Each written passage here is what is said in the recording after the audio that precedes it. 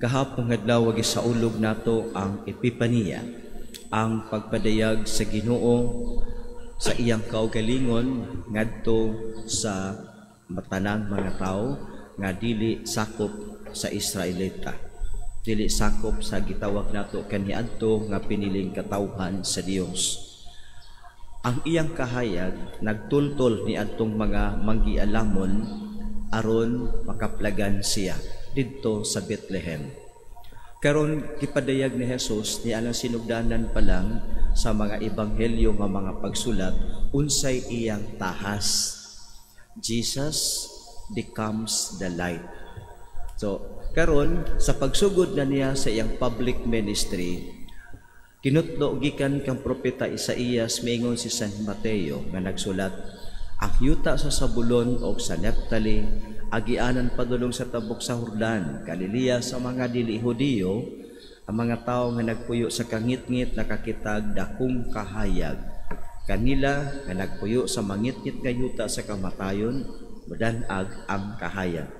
So ang public ministry ni Jesus mao ang pagsugod sa pagtuman, no? Sa pagsugod sa public ministry ni Jesus, gisugdan niya pagtuman ang iyang tahas nga gilatid o gisulat ng daan sa gospel writer. Sukad pa kaniadto sa kini di ay siya mao ni siya ang buhaton ni Jesus. Jesus will become the light.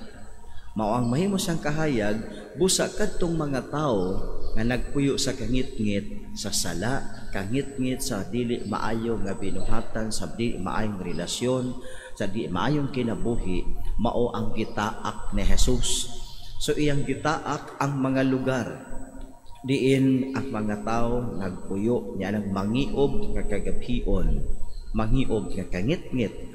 Mao na nga si Jesus muadto siya adto sa yuta sa Zabulon ug sa Naphtali, din dito ang mga tao makakaplag kaniya nga kahayag. Ug ang mga tao nakakita kaniya isip kahayag, busa ang mga tao midala sa ilang mga masakiton ngadto kang Jesus.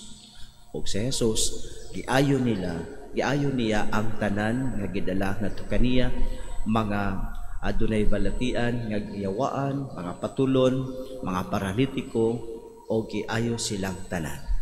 Subot ipasabot nga in the public ministry of Jesus, hinay-hinay nga gibuntog ni Jesus ang kangit-ngit sa kinabuhi sa mga tao.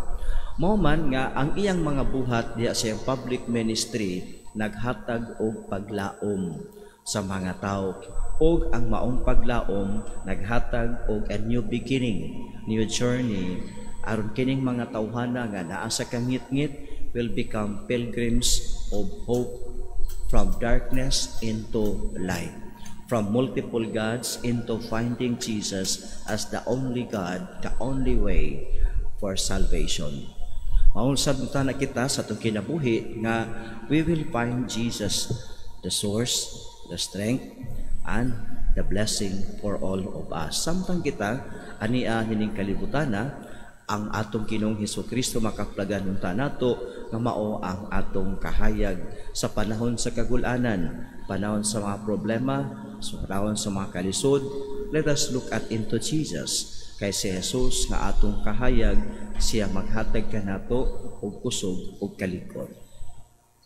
Manitug kitang tanan ug atong ipadangat ang atong mga pangaliya.